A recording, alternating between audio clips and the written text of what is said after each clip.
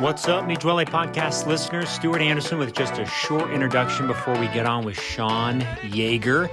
Kristen and I spent about an hour with Sean talking all things bikes, who he is and where he's from, and some of his advice to all cyclists. He's so wise and fun and very strong. Grateful for Sean, thankful to have him as part of the team, and thankful to have him as a friend. Hopefully you enjoy listening to him and hearing some of the things he has to share. This episode was recorded right after camp. We were grateful for everybody that joined us down in St. George, and obviously very grateful for the perfect weather we had down in St. George. Big shout out to Jake Cook and all the time he spent preparing and planning and making that a great experience. Thankful to have you listening. Hopefully you enjoy this episode, and we'll see you soon. All right, welcome to the Mi Duole podcast. Stuart here. So grateful. I guess camp is over. We're done. Woo! Yes. Yeah. Today on the podcast, I'm joined by Kristen. You can see her in the video. What up, Kristen? How's it going? Beautiful co-host. And Sean Jager has joined us at his house. Just finished up a Lifetime Spin class. What up, Sean? What's up? Man, we're just fresh off camp. We were just joking around about Jim Dunn. If you didn't get that experience, I pity you, man. I wish you would have had Jim Dunn in Pine Valley handing you creamies. It was a special experience. There's moments in life you don't forget, and Jim Dunn will be one of them for sure. So if you weren't there, we climbed to Pine Valley, that tiny little town up above St. George. And there's this old man. I mean, that dude had to have been 80. Like plus, yeah. Just in his side-by-side John Deere, who sees us coming into his town, and he goes and gets 8 boxes of creamies and hands them out in the middle of the city center with open arms, man. He had no agenda there. He was just like happy to hand out creamies to guys in spandex. He was proud of his town. He was proud of his town. And his upside down boat, right? Dude. His upside down boat that was a church from 18 something. So funny. Then he started into a first discussion, and the rest was history. Yeah. So. It was good. And a cowboy poetry to top it off. That was awesome. Yeah. That's so good. You know, the best part about Jim Dunn, though, honestly, was that he jumps in his car after coming and visiting us and drives down the canyon just to say, hey, guys, again. So that reminds me, I need to send him I got to look him up in White Pages. I got to send him something. That was so funny. Yeah, that was great. Well, if you don't know Sean, a quick introduction. The first time I ever met Sean was at LOTOAJ, which we're going to talk about today, how special that race is to most of the people on the team. But maybe Sean will share the story. But I met him and Tim, his good friend Tim. Man, mid race, it was only my second race ever up there, and Sean was really the general. You know, he was managing P stops, and I just said, I'm sticking by this dude here. This is my day next to Sean. So I feel we formed a really fun, cool friendship there. He and Kristen met and rode together just randomly at the Huntsman 140, which connected them together, where he let her spin with her almost for the full day. And then one of the most special experiences I've ever had, I'll tell you about here, about that I shared with Sean at LOTOAJ. Maybe, I know he remembers it, but one of a really neat experience in my life at LOTOAJ with Sean. So anyway, welcome, dude. So fun to have you on. Man. Thanks. You are just the man. I mean, you used to manage the Pavestone team, which we'll talk about, and just have the longest history as part of cycling. A lot of great advice. I love riding with you because you've got it all, man. Out it comes. It just spills out. It sometimes you can't stop it. I don't know what the deal is with it, but Kristen, I'd forgotten about that. That was the first time we met. Yep. So here comes these 2 chicks, and they were crushing it. Who were you with? I'm trying to remember. So Chelsea and I rode it solo that year. Like none of the Duoles rode it. Okay. And we had gotten to the turnaround in Delta, maybe. Yeah. Well, no, Eureka. Yeah. And yes, Eureka. Yeah. You guys, the Pavestone team was just heading out, and so we got on the back, and I remember looking at Chelsea and being like, you stay on these wheels. We are riding these wheels all the way home. And I remember coming home and telling Stu, I had never seen like such organization, such like follow through with the way the Peloton moved. And then you've got Sean, he's riding up and down the side, making sure everyone's doing their job. No one's getting left behind. I mean, it just made the whole day. It was awesome. Hold on. What she didn't tell you is that all she could talk about when she came home was how beautiful Morton's legs were. Oh my gosh, right? Morton Peterson's like perfect. Yeah, absolutely. His calves, I can't even describe them to you. True. Getting behind Morton is rhythmic. It's amazing. It was a beautiful thing. Yep. Beautiful experience. So good. Yep. I had totally forgotten about that. I'm glad you brought that up. But what she's not saying is we were like, there's a part where we were kind of dying and we just let the girls take over for a minute there, and they were just pulling like crazy. It was awesome. So fun ride. Good times for sure. So Sean's married 26 years, 5 kids, 3 boys, 2 girls. So fun. I didn't know this, but Kristen was saying that they obviously came up through the NICA program, but you're a registered USA cycle coach. Is that what you said? Yeah. Do you have to have that through lifetime?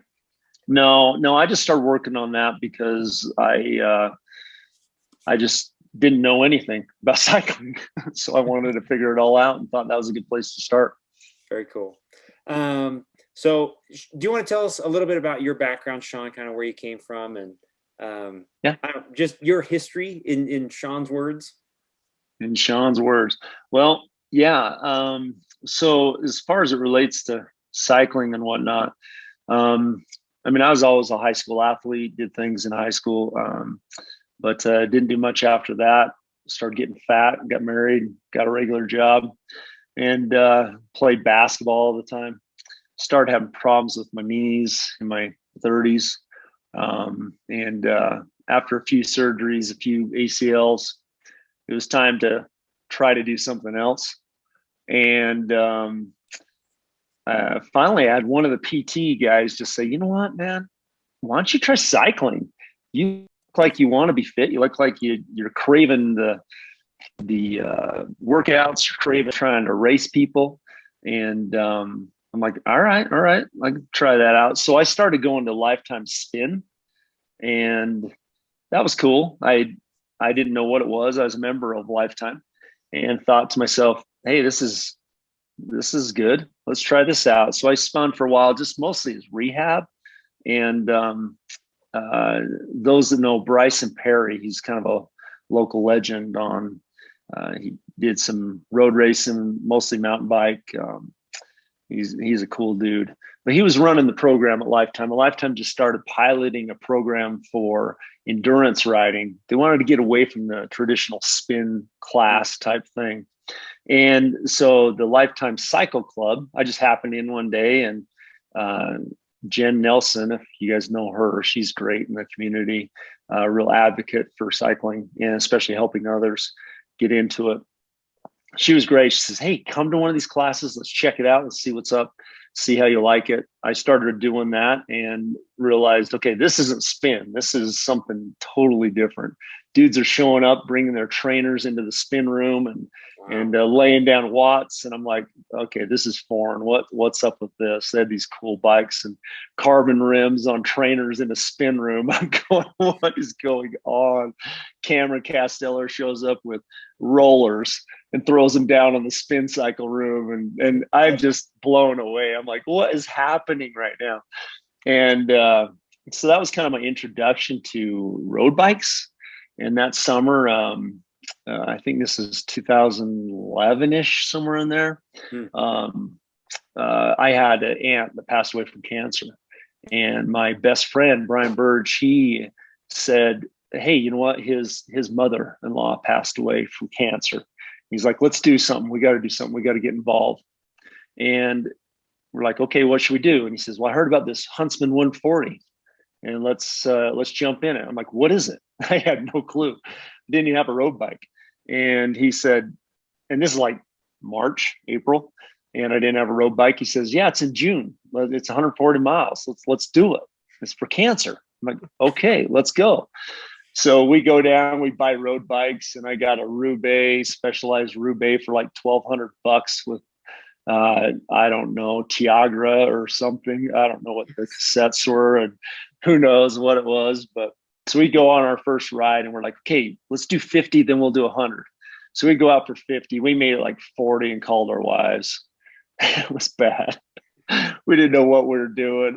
And I'll never forget one night we were going for our first 100-miler, and this is like a month after we bought the bikes. And Brian had made it, and I was like at mile 87. I called my wife, and she had to come get me and peel me off the ground. And I sat in the shower for like 40 minutes and puking, and it was just a nasty scene.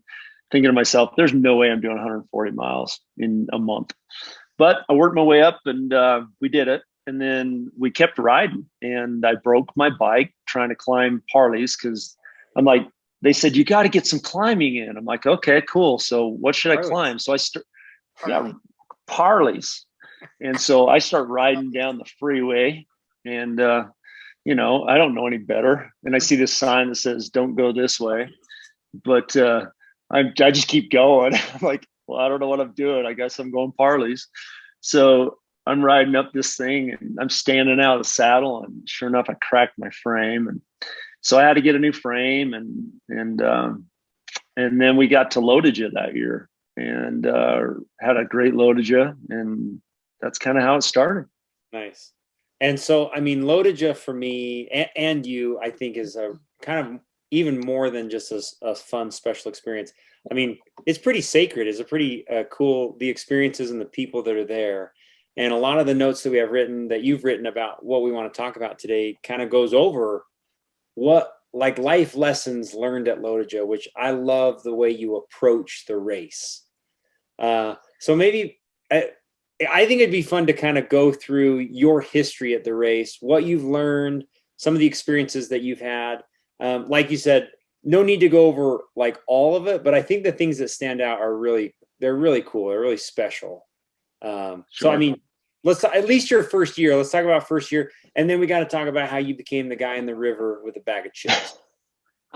Okay, cool. So, yeah. Oh man. So it's pretty awesome.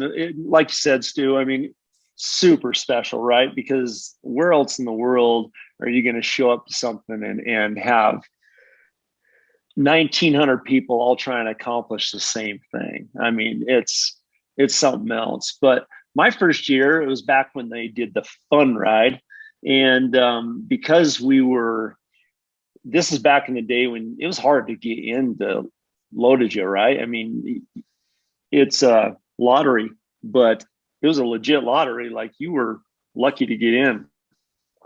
So we got in automatically because we did the Huntsman 140, and we'd raised, I don't know, like $1,500 or something each to get in. And we go about it. My buddy and I, Brian, and it's the best, dude. We show up to this race. We had no clue what we were doing. And all I had done is I read some things some people had posted about how you got to get ready. It's 200 miles, and you got to have people that are ready to feed you and all these things.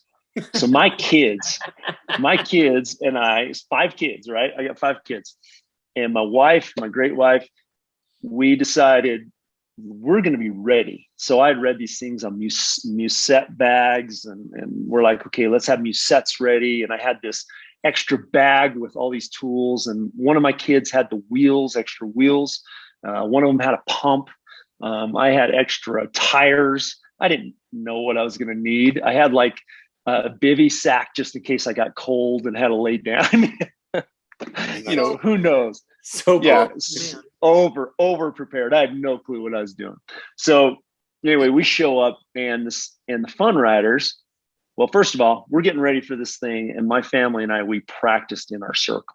So I'd ride around, and they'd be lined up, and one of them had a stopwatch, so we could see how fast they could get me out, like a pit crew. And my youngest son, he was big into cars at the time, and so he thought he was Luigi on Cars, if you've ever seen that. And he's all making the sounds, yes, like changing things out. It was awesome. It was pretty special. But we had it down to a science, man. So anyway, we get to LOTOAJ, and it's the fun ride, and the fun ride at that time started like at 5 a.m. something like that. I don't know. It was sick. I don't know what time it was. And we show up and there's 150 of us and we leave and we're all like have lights on our bikes and all these reflectors. And I think I had so many reflective pieces of equipment on me. They could see me from the space station probably. Christmas I mean, tree. it was Christmas dude, tree it was full on Christmas tree. So we're riding along and it's great. And we're doing like, these guys are all jacked up on so much caffeine. And here's these, nobody knows what we're doing. We're averaging like 29 miles an hour to Preston. Yes. We're going Mach speed. And I'm going, this is amazing. We're going to finish this in 6 hours. Mm-hmm. And I'm blowing out the times that I'd planned for. So fun riders can stop in Preston, but we were going so good. I'm like, I ain't stopping. So I kept going. And pretty soon it's just me and my buddy, and we're riding up Salt River, and we're by ourselves. And I'm feeling great. And so I'm like, okay, I'm going to keep going. And my buddy's like, I got something going on with my gut. I'm going to slow up a little bit. So I just keep rolling. And then we get down into Montpelier. Still haven't seen anybody, right? We're all the way to Montpelier and haven't seen a soul. And we can't see nobody we're with. My buddy catches up to me. We pull in. It's pit stop time, dude. My whole family jumps out. They're doing all these things. They had me ready to roll. One of my kids has clippers and they're clipping my lights off my bike because I had a flashlight like wrapped to it and duct tape and all this stuff. And they're clipping it off. And they're taking all my stuff off. My wife takes my helmet off. My other kid wipes my head down. I mean, it was full on everything we could do. 30 seconds, I'm ready to roll. I look over at my buddy. He's got his shoes off. His wife brought out a lounge chair, laid it out right in front of the feed zone. No. And his brother-in-laws, they pull this cooler, like I'm talking igloo, 2 million gallon cooler, and they open it up and they've got pasta salad and they've got, I don't know, all this stuff, and they're feeding them all this stuff and they're pampering them. I mean, all they needed is palm leaves and grass, just feeding them. And I'm like, okay, I'm rolling out. And he's all, dude, I'm just going to wait a while and take this in. I'm like, okay, see ya. So I start up Geneva, right? And I'm still by myself. Everything's going great. You're just solo. Dude, I'm just solo. I don't know what I'm doing. I'm like, I could win this thing. And so first year, I'm going to win LOTOAJ. This is cool. So anyway, so I keep going along. I get over that. I come down. I'm heading towards Salt River. And all of a sudden I see a motorcycle official, because we don't have one. We're the fun riders. They could care less what we're doing. And so I'm cruising along and I see a wheel car and the 01, the race official. They come whizzing by me, and the race official comes next to me and he says, hey, the Cat 1 pros are coming up on you. Just be ready. You might want to move over. I'm like, okay, cool. He says, are you in this thing? And I'm like, yeah, I'm winning. I'm in front. He looks at my plate and kind of has a little snicker and goes, good job, man. Good job. And he keeps driving on. Yeah, good job, bro. You're awesome. And so I'm like feeling cool. And then that year, Cameron Hoffman was like laying it down. He had a solo break and he was just ripping. And he goes flying by me and I'm thinking, whoa, what was that? So he goes nuking past me. And then about 6-7 minutes later, we got over to Salt River, and I still hadn't been caught by the main peloton of the fast dudes. And we're going into Afton. I get into Afton. My pit stop crew was awesome again. And right then, all the pros come in. And that's when I saw the ugly side of cycling for the first time. They roll in and they're just pissing vinegar. Keep it clean on here. Yeah. they're madder than heck and like, give me my bag, give me my this, give me my that. You know, my family's like giving me kisses and saying, good job, you can do it. And these guys are yelling at their wives and everybody else to give me my stuff. I got to go. And so I roll out with these guys, and not knowing I wasn't supposed to. And so I just get in their pack and we're going like 35 miles an hour towards Alpine.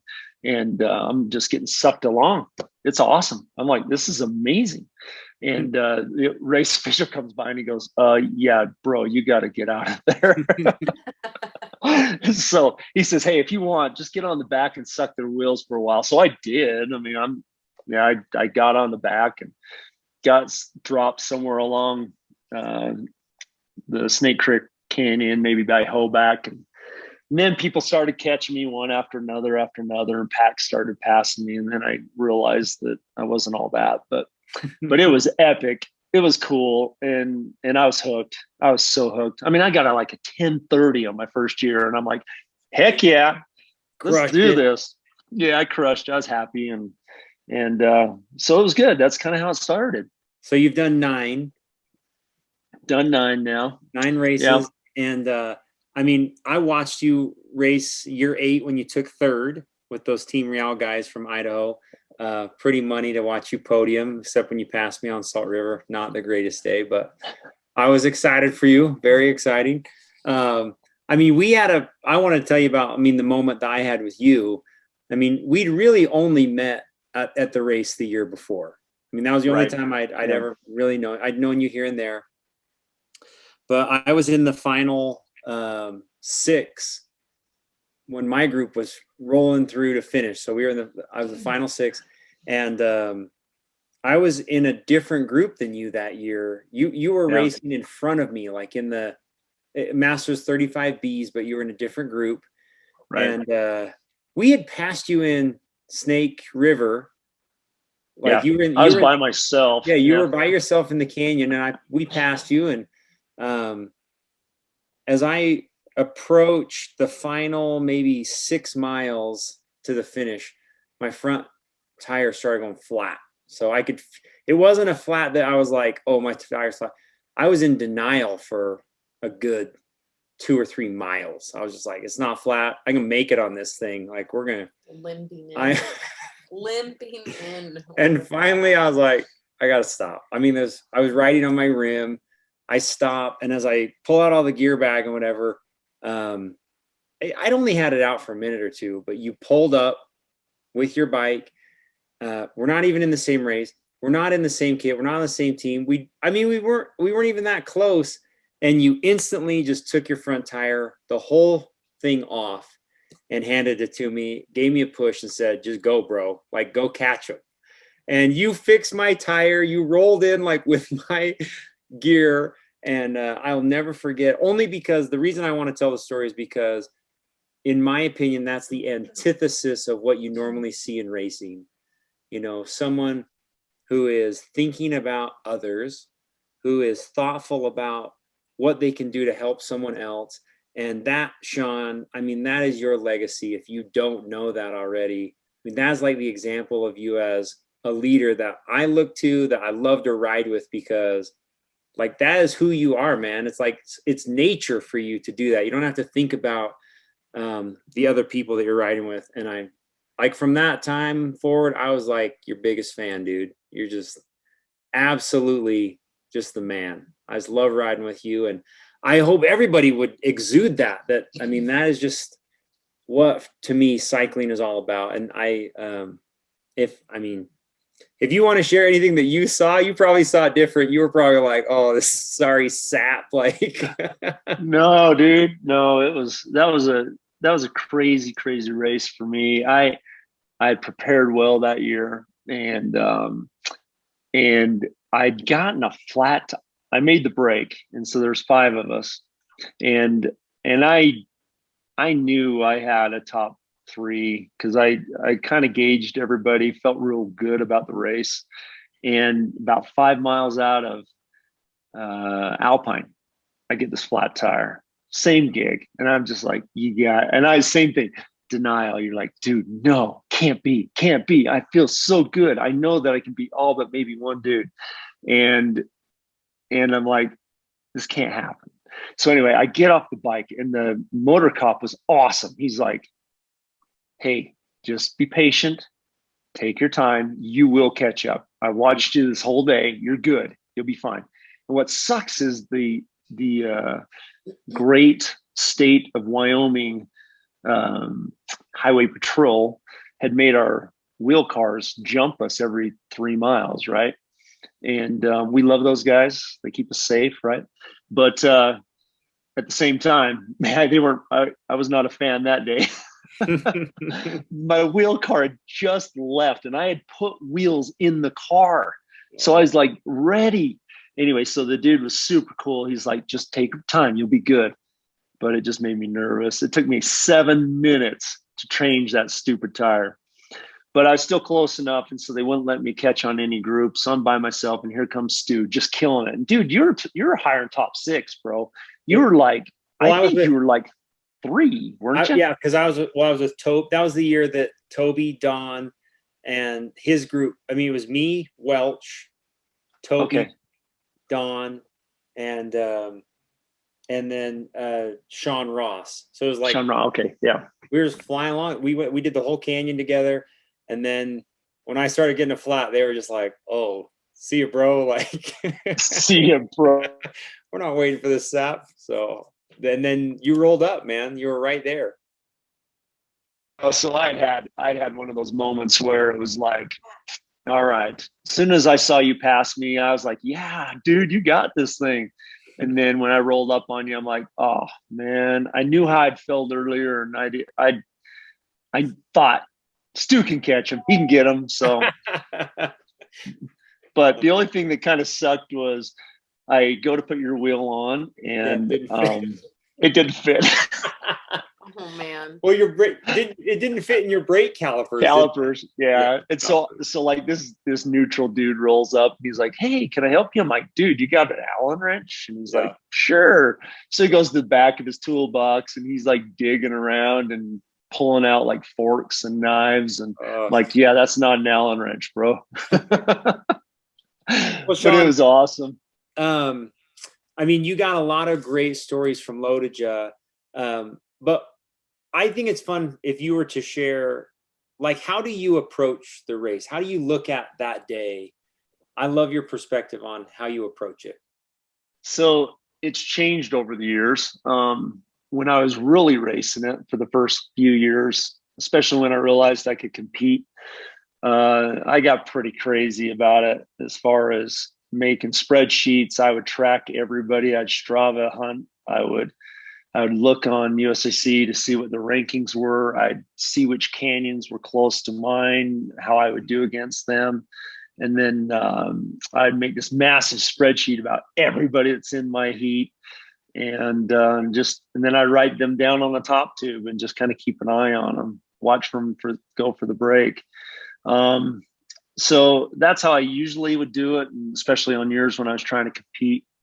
But, it was I think it was year 2 when I was racing with Lifetime a little bit now, because I learned some things from them and kind of knew a little bit more about what I was supposed to be doing. That's when I started kind of changing how I was racing and being more competitive.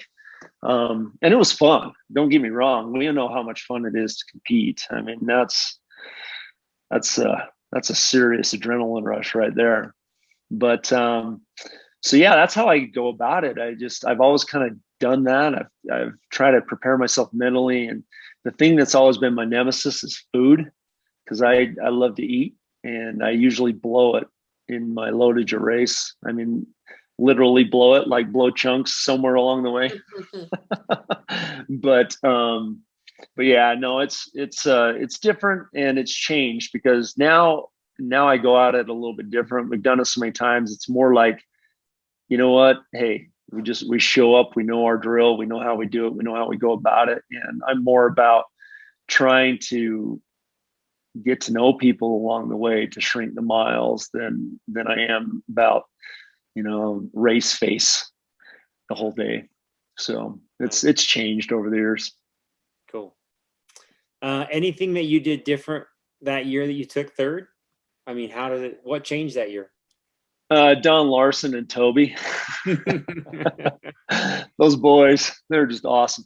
No, I went into that year a little bit different. I had let me roll back just a little bit. I had a rough 2014, 2015, 2016 personal things that happened. Lost some friends to bike wreck, and had some personal stuff happen in my life that changed up what I was going to be doing, how much I'd be able to ride. And then I had an ACL injury that I had a bucket tear so I couldn't race in 2015. But when I came back over from Premier Credit with Dustin Grimness, his crew, to Pavestone with Tim Valdez, and we had a great crew, like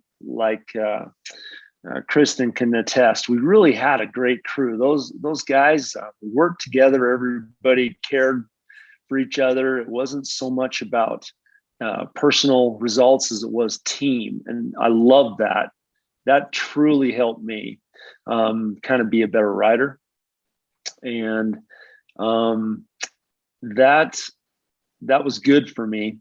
But I was sad because, man, I could not compete at the level I wanted to because of what happened with my injuries.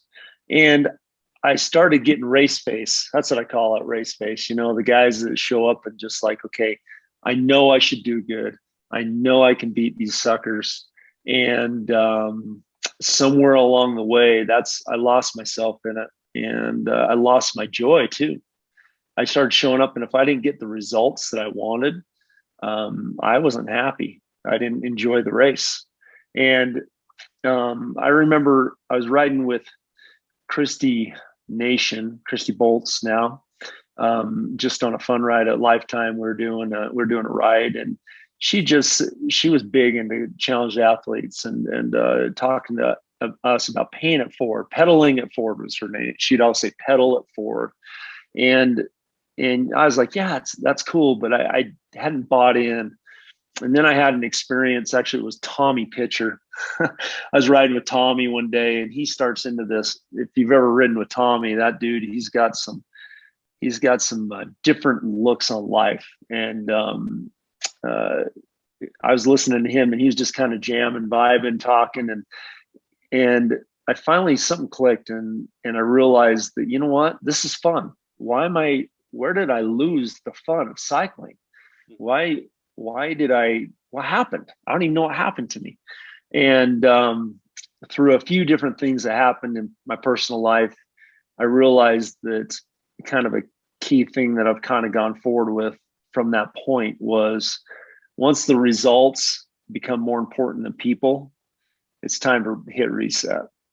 And that changed me. I did that. And after that, I started enjoying things a whole lot more.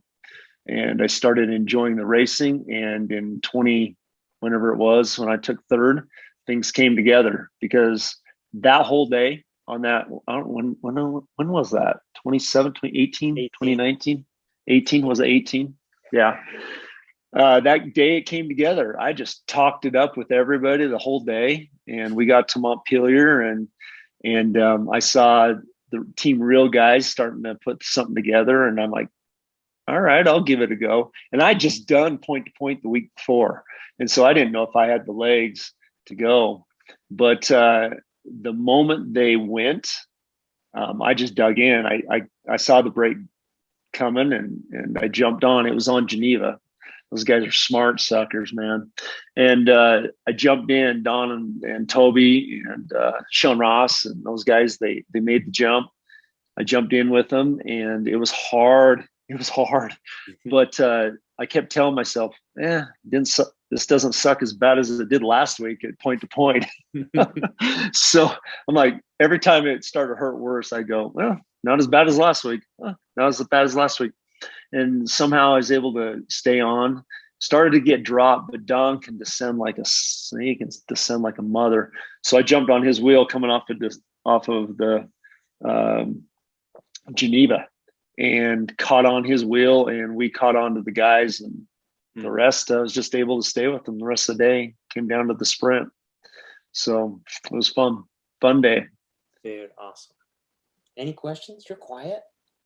There's so much you have to absorb. There's so much that Sean knows that he's done. It's pretty amazing to listen to, actually.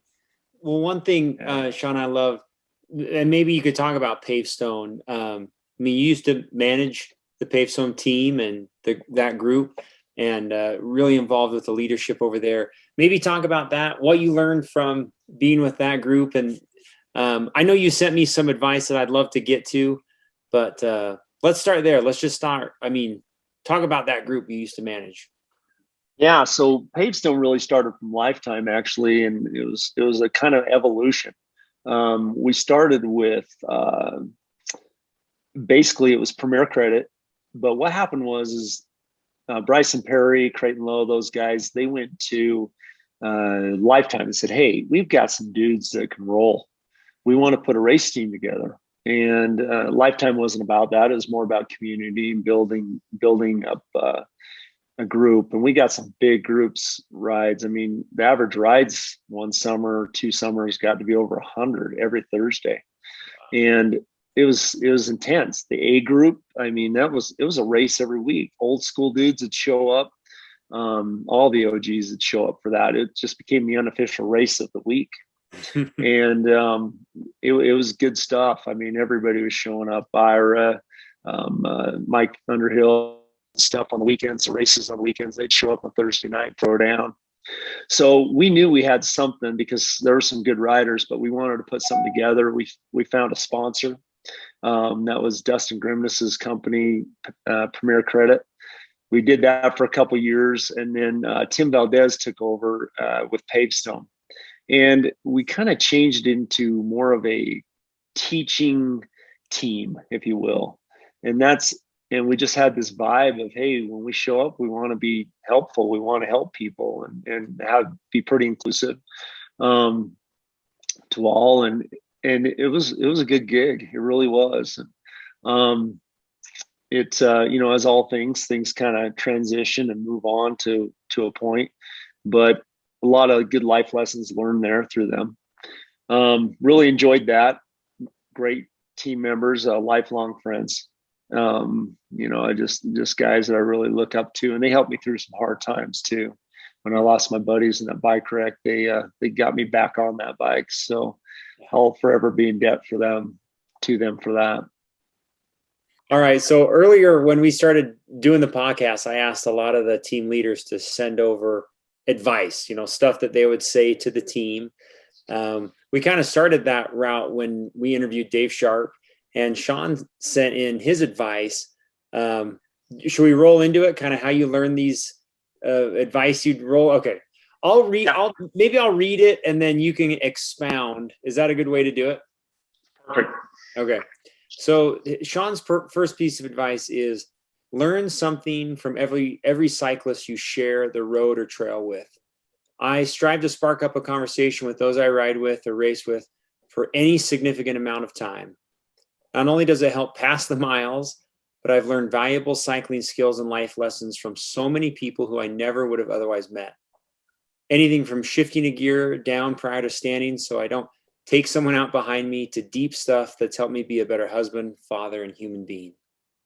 All right, dude. Yeah. So, yeah, dude, I think going back to my second year at LOTOAJ, we were laughing about this earlier, actually. So my second year, freezing year, cold year, right? We started out in the low 30s, high 20s, something like that. And I just bought a bottle of D's Nuts Heat, and I put it all over my legs and up right. It's cold. I wanted it everywhere because I was cold, right? And so it kept me warm.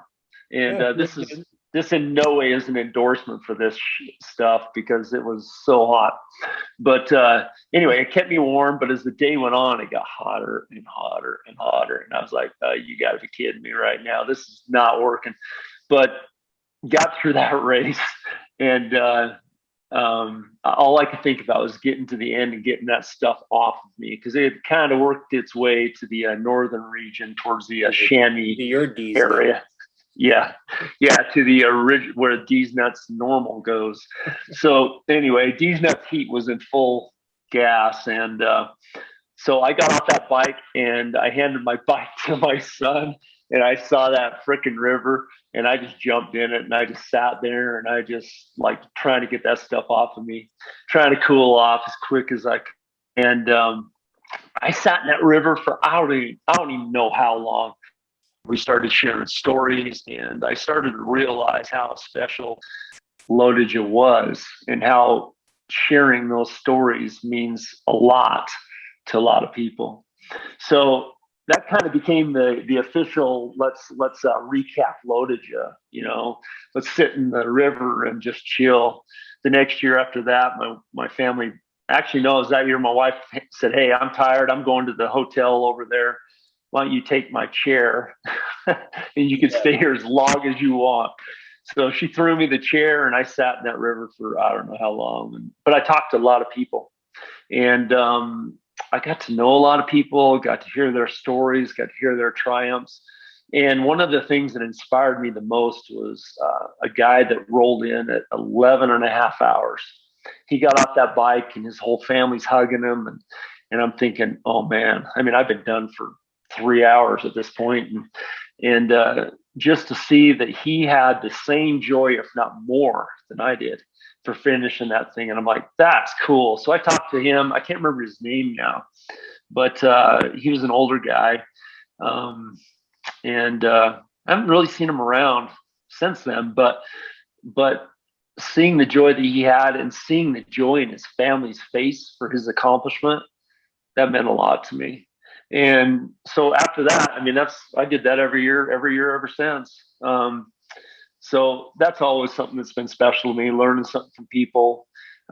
Even this last LOTOAJ that I did, I wasn't in shape because of a wreck I had, and I wasn't even going to do it. But when Randall Bowie passed this last summer, his wife and kids, they wanted to finish LOTOAJ for him and asked me to kind of help him do it. And so I just nutted up, or edit that. Sorry.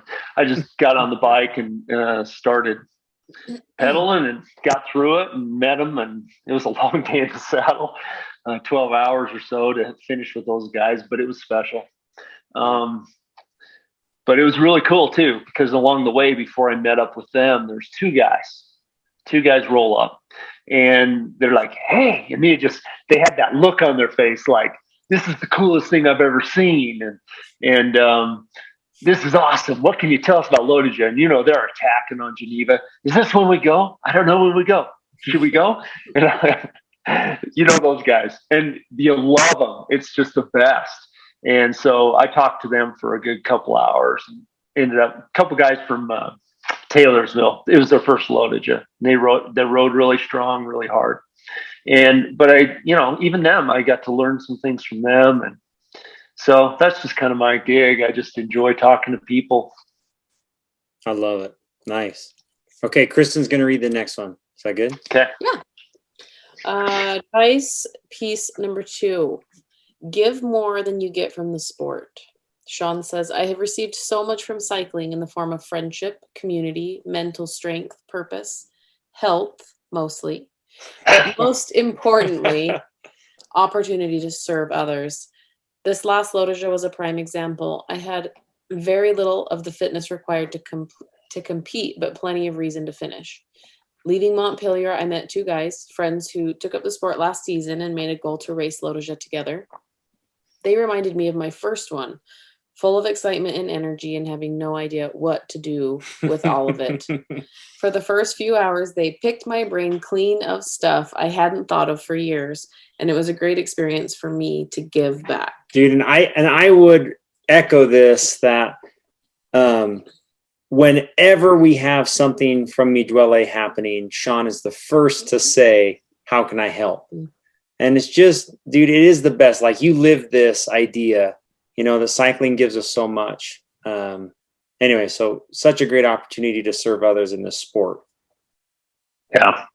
It is. It's given me more than I've ever given, and that's for sure. It's helped me through a lot of hard things, and hopefully just keep passing it along, right? Yeah. All right, dude. Empty the tank. This is the best one. Well, I can't say that. This is my favorite. Okay, number 3. Do you want to read it? You got it in front of you? Yeah. Okay. Empty the tank. when did I write this? Oh, this was early on, huh? Empty the tank and leave it all on the course. There have been many times I've finished a race depleted, falling short of my goal or expectation. At times it's a wake-up call to train harder or change up my routines, etc. Although I prefer to have met or beat my goal times or placement, I still feel a sense of accomplishment and a path for improvement. I have also had the unfortunate experience of finishing a race knowing I had more to give because I was either weak minded, lazy in tactics many times, or afraid of going too deep. And that's a big one, man. I see that. I saw that tonight in class. I didn't, I didn't leave it, feeling that I didn't leave it on the course. That's a rough place to be. You leave a bit angry and disappointed. I'd much rather know I gave it all and left something left in the tank. Yeah, that's an important one. And that's the Mi Duole way, right? When in doubt, blow yourself out. There you go. Nice. Well, I think we've certainly all seen that, in group rides, especially at camp and watching you lead your group. Hey, well, let's wrap up with you kind of sharing your experience with Challenge Athletes Foundation. I think this is a cool thing to introduce, talk about the team, and hopefully in another podcast, we will explore a new partnership with CAF, with Christy and Challenge Athletes. You want to just talk about your relationship there? Yeah, for sure. So I kind of alluded to it earlier, but Christy Bolts, there's very few people that I think more of than Christy. She is unique. She's a leader, and she's genuine. And again, she helped me through some tough stuff, unbeknownst to her. But I was appreciative of her example. But she introduced this Challenged Athletes Foundation ride. It's basically the CAF, Challenged Athletes. How does it go? Challenged Athletes Foundation $1 Million Challenge. And what it is they try to raise $1 million plus for challenged athletes, where you are able to take the money that's raised and help those that can't get into sport start doing something, anything, whether it be get them on a surfboard through prosthetics, or in our case, cycling. So she brought some athletes in to Lifetime one day, and we did this whole fundraiser thing and a raffle, and it was really cool. It was cool, and it was very inspiring. And that was, I don't know, 2014, 15, somewhere in there. And I was really impressed with it.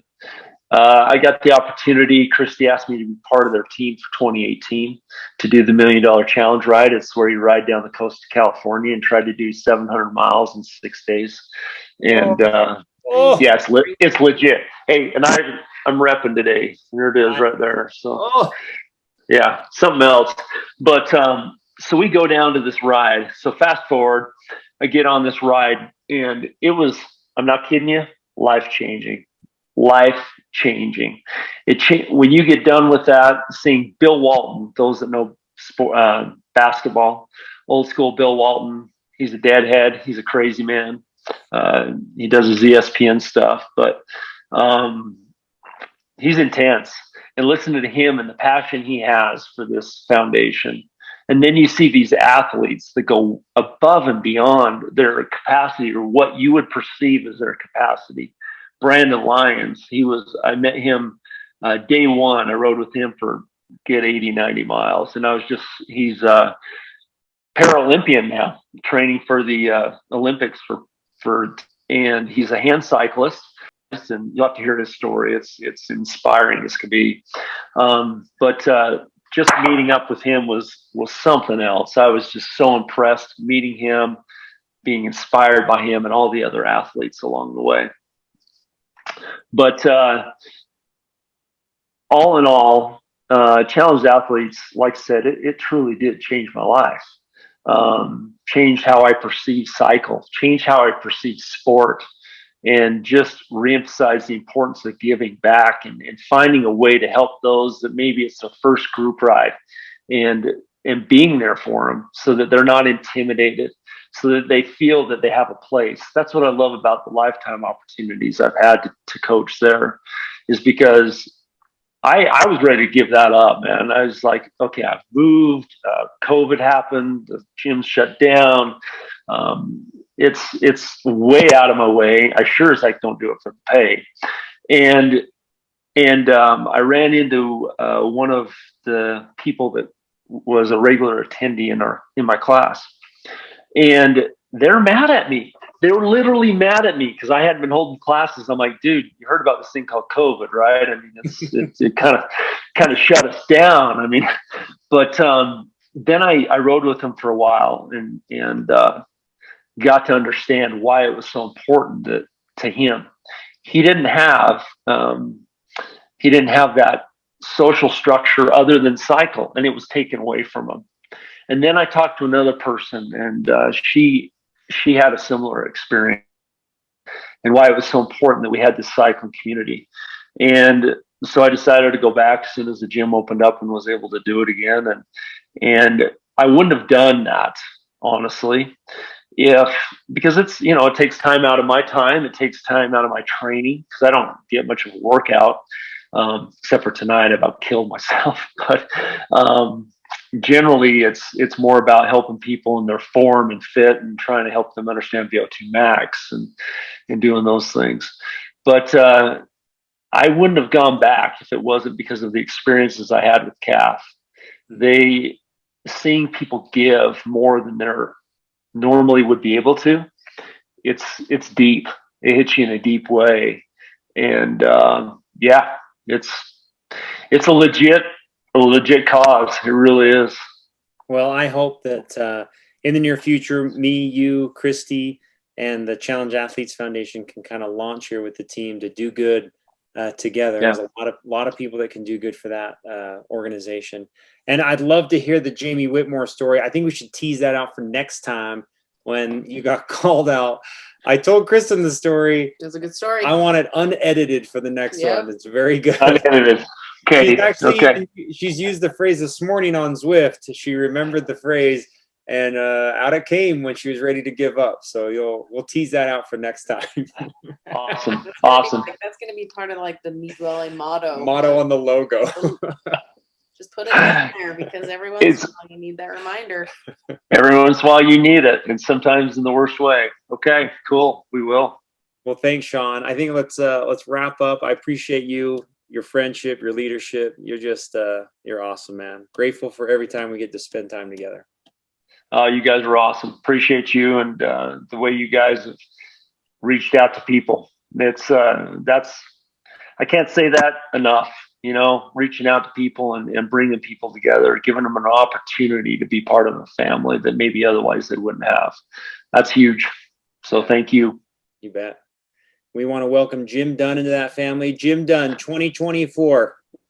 Oh my God. Oh man, let's get that man on a bike, right? Maybe we should. That's a let's terrible.